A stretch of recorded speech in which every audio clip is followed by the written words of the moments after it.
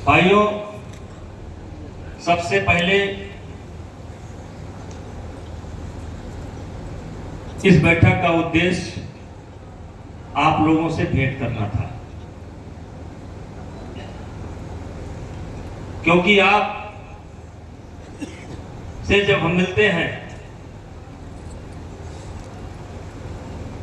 आपके चेहरे को हम देखते हैं तो हमें ताकत मिलती है। अगर 2-3 दिन का गैप हो जाए तो हमें बेचैनी होने लगती है।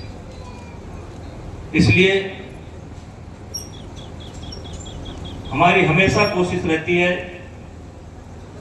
कि हम किसी के सुख में ना शामिल हो पाए तो कोई बात नहीं, लेकिन दुख में हम शामिल होने की कोशिश निरंतर किया करते हैं। सांसद हम हैं, कई बार से हैं, लेकिन हमने जनता और नेता के बीच में कोई दूरी हमने नहीं रखी है। जहां तक करनैलगंज का सवाल है,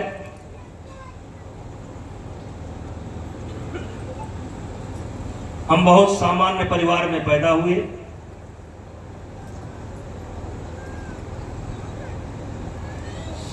गांव के बाद गोरखपुर में शिक्षा दीक्षा ग्रहण किए। गोरखपुर के बाद साकेत महाविद्यालय में छात्र संघ की राजनीति किए। महामंत्री पद पर चुनाव जीते। चुनाव जीतने के बाद मैंने क्षेत्रीय राजनीति में, या कह लीजिए कि गांव की राजनीति में प्रवेश करने के बारे में सोचा। पहला चुनाव मैं गन्ना समिति का लड़ा। तत्कालीन एसपी ने मुझे बुलाकर धमकाया कि आप फला के मर्जी के बिना चुनाव लड़ेंगे। हमने पुरजोर विरोध किया और नतीजा ये निकला कि उस चुनाव में 33 वोट थे।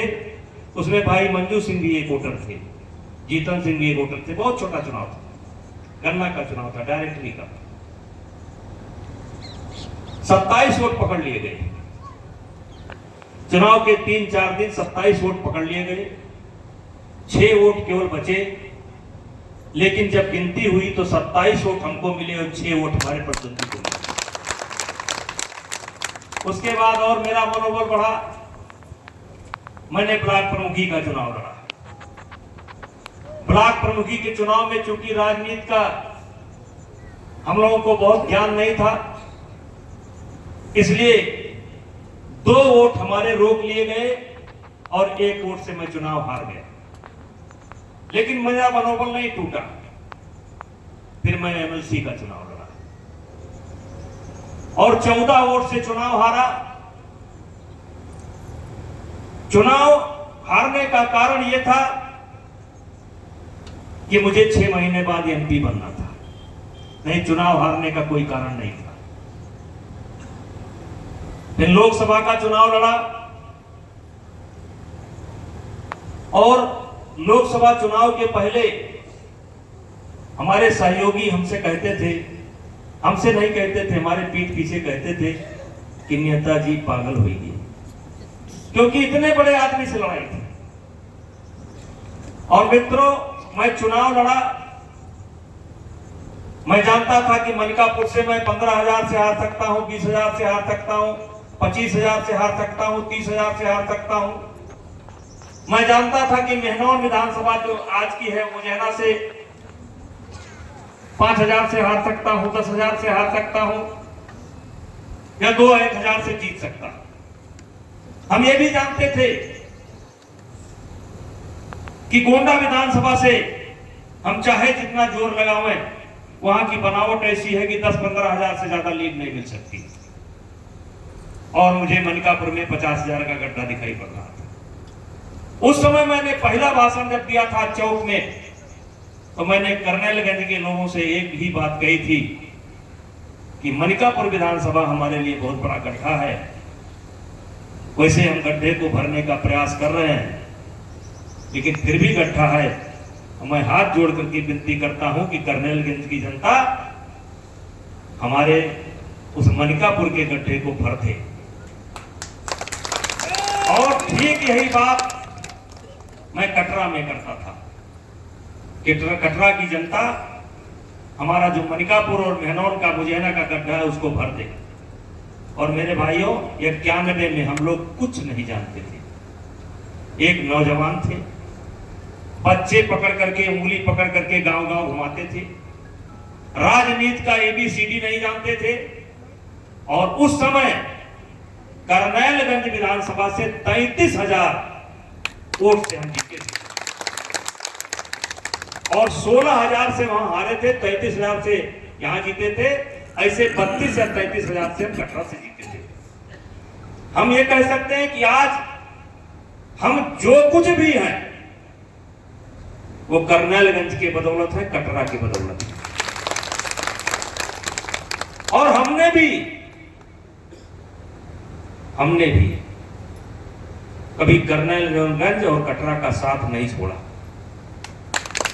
याद करिए, स्वर्गीय श्री राम सिंह का निधन हुआ था और पावन सिंह का उपचुनाव था।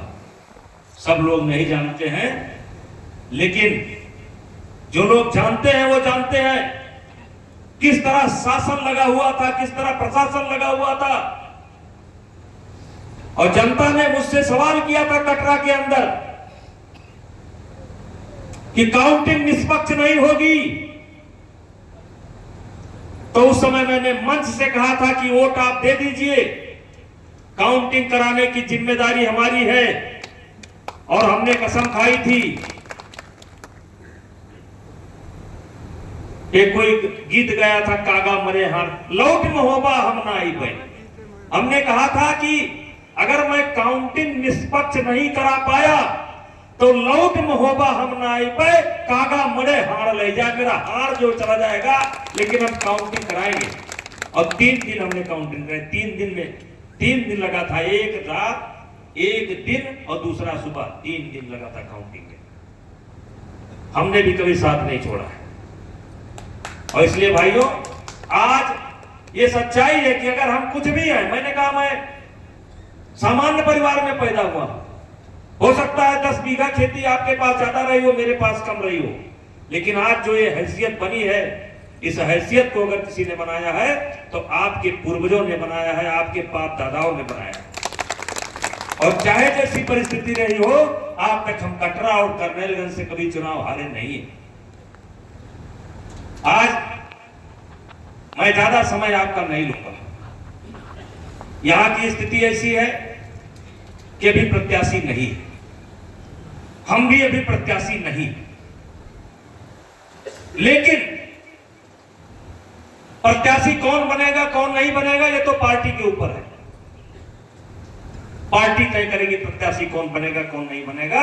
लेकिन यहां की माला, कैसरगंज की माला मोदी के नाम से जाएगी, इस बात के लिए हम मीटिंग कर रहे हैं। हम इस बात के लिए मीटिंग कर रहे हैं क्योंकि 53 दिन पीछे हम चल रहे हैं। 2 मार्च को पहली लिस्ट निकली थी, आज 53 दिन हम पीछे हैं। तो कार्यकर्ता बंधुओं, मित्रों, माताओं, बहनों, हमें मात्र 20 दिन के अंदर 2.5 महीने का काम करना है। मात्र 20 दिन के अंदर 2.5 महीने का काम करना है। और इसलिए मैं आप लोगों से के बीच में आया हूं और यही कहना चाहता हूं, ऐसा नहीं है कि Bharatiya Janata party walk over देगी, कोई ना कोई प्रत्याशी होगा, किसी न किसी को पार्टी भारतीय जनता पार्टी का प्रत्याशी बनाएगी। तो इसलिए मैं आपसे कहना चाहता हूं, हमें चाहे मंच पर बैठे हो चाहे नीचे बैठे हो, सबसे कहना चाहता हूं, हमें 2.5 महीने का काम 20 दिन के अंदर पूरा करना है। मुझे उम्मीद है कि 27 को भी प्रत्याशी घोषित हो सकता है, 28 को भी हो सकता है, 29 को भी हो सकता है, 30 को भी हो सकता है। 3 के पहले तो प्रत्याशी घोषित ही हो जाएगा। और 3 के पहले अगर प्रत्याशी घोषित हो जाएगा, पर्चा दाखिल हो जाएगा, तो यहाँ की माला मोदी जी के नाम से ही जाएगी। इसी बात के लिए इस मीटिंग को मैं कर रहा हूं। इसमें 2-3 मेरे सुझाव हैं। एक आज भी लगाना, कल भी लगाना, इसीलिए मैं जल्दी जल्दी कर रहा हूं। आज भी लगाना, कल भी लगाना। 27 तारीख को छुट्टी है और 28 को फिर लगाना है। इसीलिए 26 और 28 को मैंने कोई कार्यक्रम नहीं रखा है।